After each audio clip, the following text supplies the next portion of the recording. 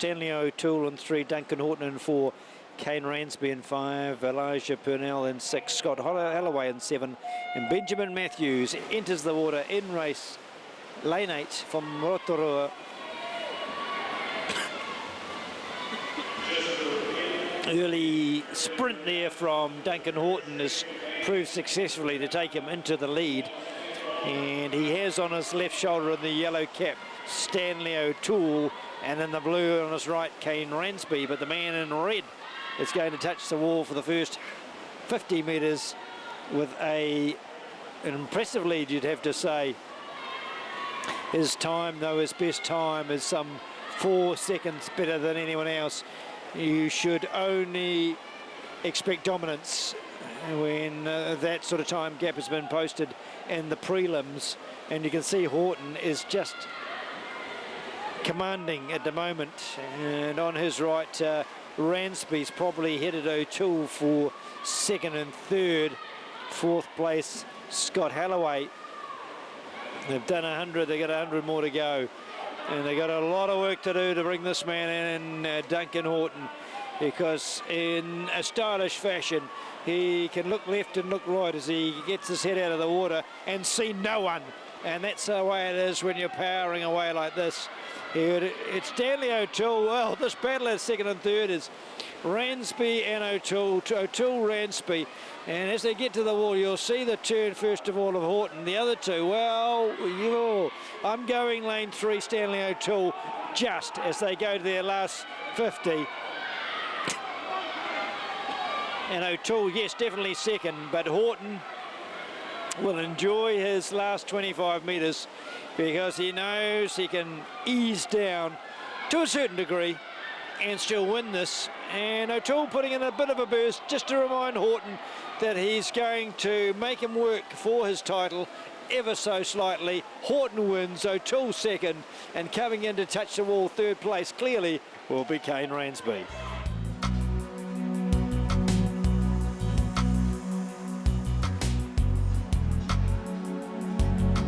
Harwood in 6, Isla Kurame in 7, Emily Burton in lane 8. For the 13-year-olds, their big race of the night. Who will be the champion? So far, making her mark in lane 5 is Devon Hamilton. But over in lane 3, Jessica Chapman,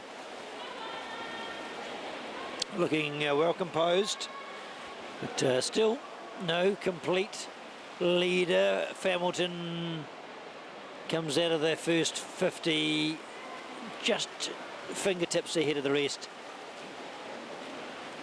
with Hayley Miller in the white cap to her right, looking like a contestant for a podium place, you'd have to say. Miller with the quickest time at 2:17.69, Hamilton 2:18.67, so about a second between them in qualifying, but that's nothing. Over 200 metres, and Hamilton and Miller now more on even terms. Hamilton still those fingers just ahead of Miller's, but not any confidence of Hamilton at this stage taking over the race. Miller just won't let her do so. And we've got other pretenders to the crown. Jessica Chapman in there, 3.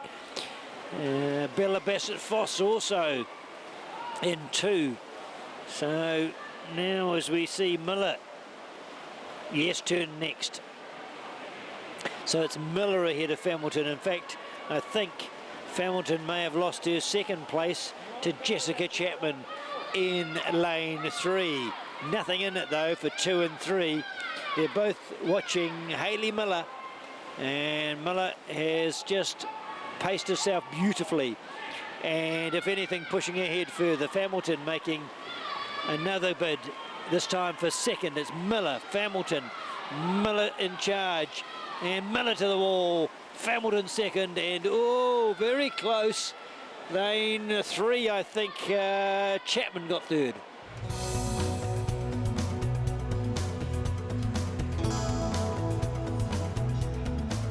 with Kyla Marshall, 2:17.16, the best time. She'll be in lane 4, of course, as the fastest qualifier, but she won't be the first to the wall. That privilege goes to Ella Powell, and oh, does it? Oh, that's actually hard to call, because Janie Hanna in 7 looks to be in the red and blue cap, the leader at the stage, and closely marked by Tamara Gurdon in lane 8. So we're getting some early leaders from afar. Definitely lane 7, Janie Hanna, and that's going to put the pressure on Kyla Marshall. 4 seconds the difference in the time between those two in qualifying, but Hanna says, I don't care. She's going to really set a torrid pace, but you can see already that Marshall doesn't want to go there and be second. She wants this title, but she's going to have to work hard to pull Hanna in, who is showing no signs of letting up. Lane 7. Swimmers out there don't win often, but when they do, they catch the eye.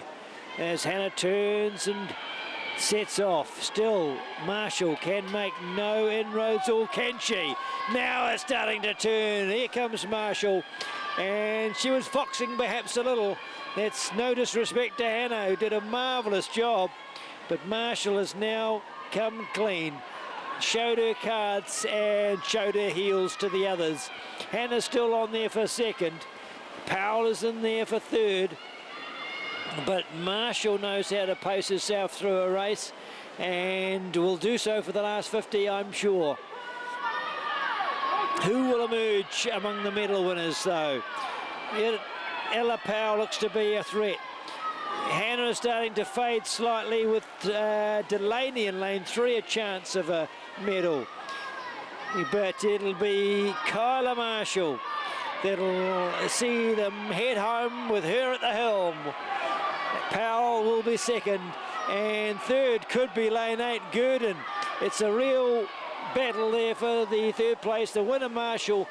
Powell will be second. Third place, oh, very close. Third place is going to be a tight call, but I'm giving it to lane 8. Gurdon got there.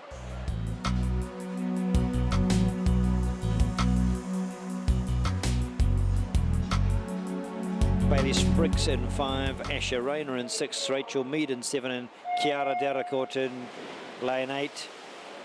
And Lucy Happy with the time of 2:14.62, just a smidge ahead of Bailey Spriggs' time of 2:14.86. So lanes 4 and 5 expected to be close, and it is in fact Lucy Happy who has turned first, although in lane 1 Kate Warren is right on the pace. Lane 7 also Rachel Mead showing some speed early as they complete the first 50, with Happy at the helm. She turns, and I'm still looking over at lane 1, but I think Harpy's got the edge on Warren at the moment. And in the yellow cap to Harpy's left in lane 5, Bailey Spriggs, as expected, a threat. But here comes lane 7 out of the blue, Rachel Mead in the blue cap, or purple cap as it probably should be described, is now certainly matching Harpy, in fact leading her. So lane 7 has Rachel Mead in the lead. She is just swimming nicely towards the wall for turning first, and again, so much is determined by the turn, lost and gained. But in this case, we think Mead has just held on to the lead. In fact, the lead is now from Spriggs, with Harpy third. So as Mead turns again, still in the lead and still with some comfort. A lot of comfort, in fact, as she extends that lead by half a body length. So Mead looking good in lane 7 ahead of Spriggs and Harpy, but there's still work to be done. And we've seen so many people gun down late in the piece. Let's not count all our chickens just yet. Mead won't be doing so, although she's now still in charge. It's so close between her and Spriggs and Harpy, not quite mounting a strong enough challenge yet, but and time is running out. The last turn, is it Harpy? No, she is definitely third. It's definitely Mead. Mead leads Spriggs. They're getting a lot of cheering on. It's Rachel Mead Spriggs. Is it lane 7 or 5? Oh, might be late burst. Got there. Brilliant race by lane 5, Bailey Spriggs. Sneaked it ahead of the lane 7 after all the hard work. Mead had to settle for second place, but a great race nevertheless. Lucy Harpy in third.